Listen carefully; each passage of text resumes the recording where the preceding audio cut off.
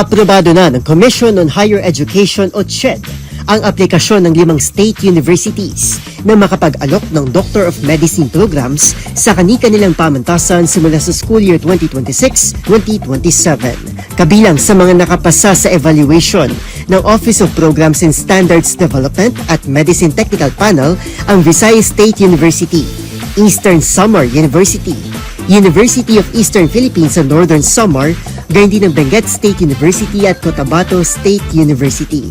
Alinsunod ito sa implementasyon ng Doktor para sa Bayan Act na naglalayong itaas ang bilang ng mga medical professional, lalo na sa mga liblib at malalayong lugar sa Pilipinas.